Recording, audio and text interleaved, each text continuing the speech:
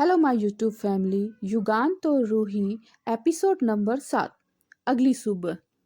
आज पूरे पैलेस को खूबसूरती से सजाया जा रहा था क्योंकि आज उस पैलेस के इकलौते बेटे की शादी थी। किसी को बुलाया नहीं था, बस फैमिली ही थी। कियारा कमरे में बैठकर गुस्से से सब कुछ तोड़ फोड़ रही थी। तभी कमरे के अंदर कल्याणी जी आई और जल्दी से कमरे का दरवाजा लॉक करते हुए कियारा का हाथ पकड़ गुस्से से बोली, यह सब तुम क्या कर रही हो कियारा? तुम्हें समझ नहीं आता है? घर में शादी है और इस माहौल में तुम ये सब कुछ कर रही हो। अगर भाई साहब को पता चला ना तो बहुत ज्यादा गुस्सा करेंगे। कियारा ने गुस्से में अपनी माँ का हाथ झटक दिया और चिल्लाते हुए बोली, यह सब कुछ आपके कारण ही हुआ है। मैं वहां खुशी से रह रही थी लेकिन आपको मेरी खुशी बर्दाश्त नहीं हुई। क्या कहा था आपने मुझे कि रूहान यहाँ आ रहा है, वह हमारी शादी की बात करेगा, लेकिन यहाँ हुआ उल्टा। मुझे मुंह के बल गिरना पड़ा। कल्याणी जी ने उसे समझाते हुए कहा, मैंने अभी अभी भाईसा और विनय की बात सुनी है। वो भाईसा से कह रहे थे वो लड़की युगांत के साथ 6 महीने रहने वाली है, उससे ज्यादा नहीं। अगर युगांत को उससे प्यार हुआ तो ही वह आगे इसके बारे में सोचेंगे। इसलिए मैं कह रही हूँ तुम कुछ ऐसा करो जिससे उस लड़की के दिल में युगांत के लिए नफरत पैदा हो जाए और युगांत को भी उस पर उससे दूर रखने की कोशिश करो। 6 महीने बाद फिर युगांत तुम्हारा ही है। कियारा ने अपनी माँ को देखा और फिर पूछा, आप सच कह रही हैं ना या फिर मुझे बहला रही हैं?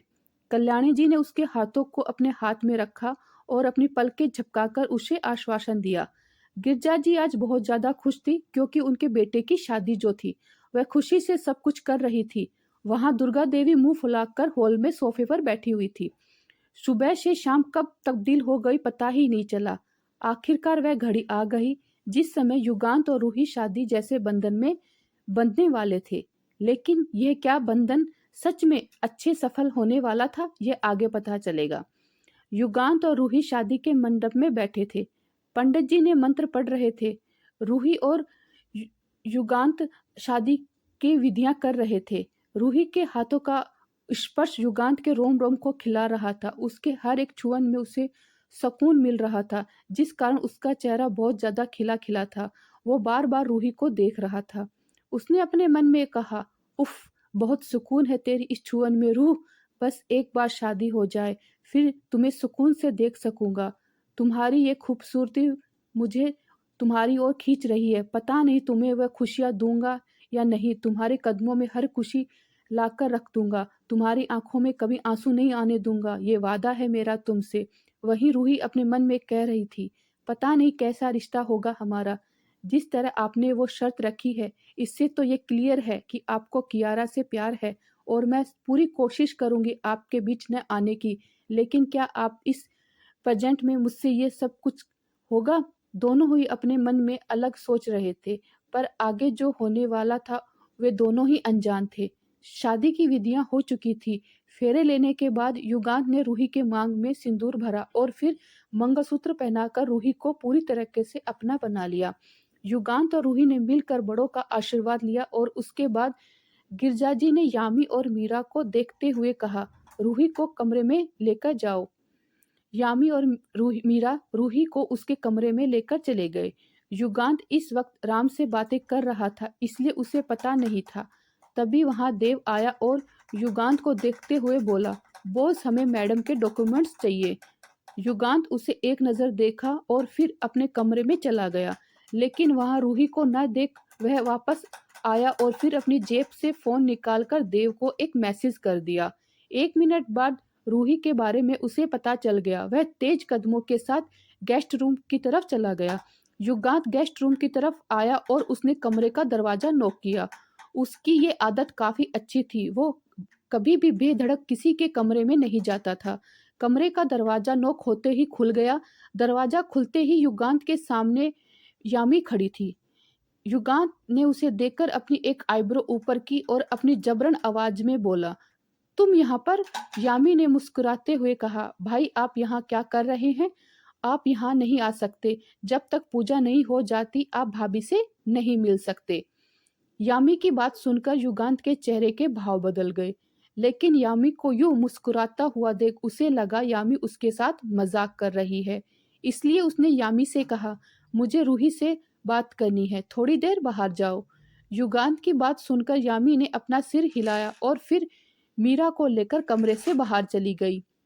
उन दोनों के जाते ही युगांत ने कमरे का दरवाजा बंद किया और फिर रूही के तरफ देखने लगा, जो गुस्से से उसे घूर रही थी। उसे ऐसे देख युगांत की आंखें छोटी हो गई और वह अपना एक कदम उसकी तरफ बढ़ाने लगा। युगांत को अपनी तरफ आता देख रूही की हालत खराब होने लगी। वो एकदम पीछे लेते हुए बोली, आप यहाँ क्या कर रहे हैं? युगांत उसकी तरफ बढ़ते हुए बोला, क्या कर रहा हूँ मतलब? मुझे तुमसे काम था, इसलिए आया हूँ। मुझे तुम्हारे डॉक्यूमेंट्स चाहिए। युगांत की बात सुनकर रूही बोली, मेरे डॉक्यूमेंट्स पर क्यों? युगांत ने उसे टेढ़ी मुस्कान दी और उसे छेड़ते हुए बोला, तुम भूल गई क्या? आज ही तो हमारी शादी हुई है और अब हनीमून भी तो जाना है। हमारी स्पेशल नाइट जो स्पेशल बनानी है। युगांत के ऐसे कहने से रूही की सांसें भारी हो गई। उसका दिल जोर जोर से धड़कने लगा। उसने गहरी सांस लेते हुए कहा, आपका दिमाग तो ठीक है ना? ऐसे कैसे बात कर सकते हैं? हम तो एक दूसरे को जानते भी नहीं। मिसिज युगांत, आप भूल रही हैं। अरेंज मैरिज में ऐसा ही होता है, तो हमारे साथ कुछ अलग थोड़ी होगा। युगांत अभी भी उसे मजे ले रहा था। रूही का चेहरा देख उसे बहुत सुकून मिल रहा था। अब तक वो रूही के नजदीक पहुंच गया। युगांत को अपने इतने पास देख रूही दीवार से चिपक खड़ी हो गई और उसके और अपने बीच में डिस्टेंस बनाने के लिए अपने दोनों हाथ उसके सीने पर रख दिए। जैसे ही रूही के दोनों हाथ युगांत के सीने पर गए, रूही की नजरें अपने आप युगांत के ऊपर चली गई, क्योंकि इस वक्त युगांत का दिल भी उतनी ही तेजी से धड़क रहा था जितनी तेजी से रूही का दिल धड़क रहा था। दोनों भी चुप होकर एक दूसरे की आंखों में देख रहे थे। पूरे कमरे में सन्नाटा पसरा हुआ था और उस कमरे में सिर्फ दो दिलों की धड़कन का शोर गूंज रहा था। युगांत के दोनों हाथ अपने आप रूही की कमर पर चले गए। जैसे महसूस कर रूही अपने सेंस में वापस आई और युगांत का अपने हाथ से दूर करने की कोशिश करते हुए बोली, प्लीज आप ऐसे नजदीक मत आया कीजिए, अभी मैं इन सब के लिए तैयार नहीं हूँ। रूही की बात सुनकर युगांत ने अपनी दबंग आवाज में उसे देखते हुए कहा, ओ हेलो, अगर तुम अब ये कहोगी पहले हम एक दूसरे को जानेंगे, फिर प्यार होगा, फिर हम साथ घूमेंगे, उसके बाद ही आगे बढ़ेंगे, तो मिसेस युगांत, तुम एक बात अच्छे से जान लो, ये सब नहीं करने वाला। जब प्यार होगा तो हो जाएगा, उसके लिए मैं वेट नहीं करने वाला। युगांत की दबंग आवाज सुनकर रूही की आंखें डर से भर गई। उसने धीरे से अपना सिर हिला दिया और धीरे से बुदबुदाई, हौसी भेड़िया, जैसे लंगूर देखकर मुंह में पानी आ जाता है, वैसे मुझे देखकर लाल टपका रहा है। युगांत रूही के नजदीक ही खड़ा था, जिस कारण वो रूही की बात अच्छे से सुन रहा था। उसकी बात सुनकर उसने रूही को डेविल मुस्कान दी और उसके होठों के नजदीक अपना चेहरा ले जाकर धीरे से बोला, क्या कहा तुमने मुझे? भेड़िया? हाँ। इतना कहकर उसने रूही के होठों पर अपनी होठों अपने होठ रख दिए। उसके ऐसा करते ही रूही और युगांत दोनों को एक साथ करंट लगा। युगांत की आंखें एकदम से बड़ी हो गई, चेहरे पर सुकून उसके बिना देरी किए रूही को अपने होठों से चबाने लगा। आज तक वो इस सुकून से दूर था। छोटे बच्चों को जैसे आइसक्रीम मिलने पर खुशी होती है, बिल्कुल वैसे ही हालत इस वक्त युगांत की थी। वो बहुत एग्रेसिव होकर रूही को किस कर रहा था।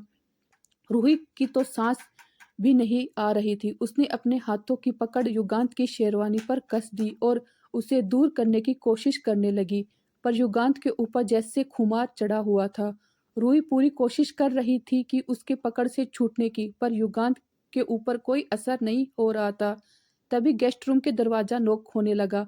उसके साथ ही युगांत का फोन भी रिंग होने लगा।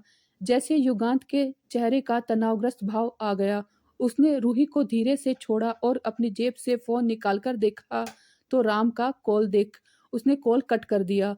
रूही अपनी नजरें नीचे कर तेज तेज सांस ले रही थी, जिसे देख युगांत के चेहरे पर सर्टिफाइड भरी खतरनाक मुस्कान आ गई और वह बहुत ज्यादा खुश था।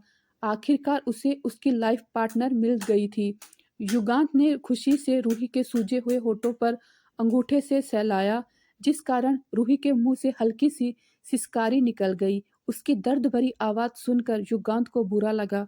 उसने जल्दी से उसके होठों पर अपने अंगूठे को हटाया और उस पर हल्का सा चूमते हुए बोला, आगे से मुझे कुछ भी कहने से पहले अपनी पनिशमेंट को याद रख लेना, my sweet cute sweet wife. इतना कहकर युगांत ने रूही के माथे को चूम लिया और डेविल मुस्कान लिए कमरे से बाहर आ गया। जब वो बाहर आया तो उसकी आंखें एकदम से छोटी हो गई, क्योंकि बाहर दुर्गा देवी, कियारा, गिरजा जी, कल्याणी, यामी, मीरा और राम खड़ा था। उन सबको देख युगांत ने अपनी डरावनी आवाज से पूछा, ये सब यहाँ पर क्या हो रहा है? उसकी कड़क आवाज सुनकर सबकी हवा निकल गई। कल्याणी जी ने अपनी माँ दुर्गा देवी को देखते हुए इशारा किया, जिसे देख दुर्गा देवी अपनी दादी वाले फॉर्म में आते हुए बोली, क्यों रे छोरे, थारे को शर्म ना आवे? अभी तक पूजा भी ना हुई और तू अपनी लुगाई के साथ गुलछलरे उड़ा रहा है। थोड़ा भी सब्र नहीं तन्ने? दुर्गा देवी की बात कल्याणी जी और मीरा के सिवा किसी को समझ नहीं आई। युगांत अपनी आंखें छोटी की और अपनी दबंग भरी तेज आवाज में बोला, अपनी भाषा को सुधारिए दुर्गा देवी जी, वरना लोग क्या कहेंगे? युगांत की बात सुनकर दुर्गा देवी जी का मुंह बन गया और वह अपनी रोबेली आवाज में बोली, तुम्हें शर्म नहीं आती? अपनी दादी को नाम से बुलाता है? युगांत ने अपनी दाढ़ी को मसल दिया और साइड से निकल कर वहां से जाने लगा, जिसे देख दुर्गा देवी जी जोर से बोली, जब तक पूजा नहीं हो जाती तुम उस लड़की से दूर रहोगे। दादी की बात सुनकर युगांत के कदम रुक गए। उसने पीछे पलटकर अपनी करकारी आवाज में कहा, रूही युगांत सिंह राणा उसका नाम है। रूही युगांत राणा, राणा खानदान की एकलौती बहू, इस युगांत राणा की पत्नी, इसलिए सब लोग उसे इज्जत देंगे। इतना कहकर युगांत तेजी से अपने कमरे की तरफ चला गया। राम भी उसके पीछे ही था। गिरजा जी, मीरा और यामी जल्दी से कमरे के अंदर चली गई। वहीं कियारा ने गुस्से से अपनी माँ को देखा और बोली, और क्या क्या देखना पड़ेगा अब मुझे? दुर्गा देवी उसे देखते हुए कहा, अभी से हार गई? तुम्हें युगांत के बारे में सब पता ना, तो लगो काम पर। कियारा ने अपने पैर पटक दिए और वहां से अपने कमरे में चली गई। दुर्गा देवी ने कल्याणी को देखा और कहा, 3 दिन तक वो दोनों पास नहीं आएंगे, इतना इंतजाम तो मैंने कर दिया है, अब आगे तुम देखो। बेचारी दुर्गा देवी इस बात से अनजान थी, जिसे वो दूर रखने की कोशिश कर रही थी, वो तो पहले ही उसके मुंह लग गया था, जिसकी अब उसे तलब लगने वाली है। कमरे के अंदर रूही अभी भी शौक से खड़ी थी। अभी अभी जो उसके साथ हुआ उसके बारे में सोच सोच कर उसकी हालत खराब हो रही थी। उसने खुद से कहा, सिर्फ किश का ये नतीजा है तो फिर छिछी, ये मैं क्या सोच रही हूँ। रूही अपने ही सोच में गुम थी कि तभी वहां पर मीरा आई और रूही को जोर से बोली, रूही ये तेरे होठों को क्या हुआ? मीरा ने ऐसे पूछने पर रूही का चेहरा अजीब सा हो गया और वो समझ नहीं आ रहा अब वो क्या करे, कैसे कहे। ये काम उस डोमिनेटिक भेड़िए का है जो शिकार हाथ लगने पर जैसे हौशी हो जाता है, वैसे मेरे होठों पर हो गया। हाय रे मेरे होठ, हे भोलेनाथ, कितना दर्द हो रहा है। रूही रूही कहाँ खो गई यार, बता क्या हुआ तेरे होठों को? मीरा ने परेशान होकर पूछा।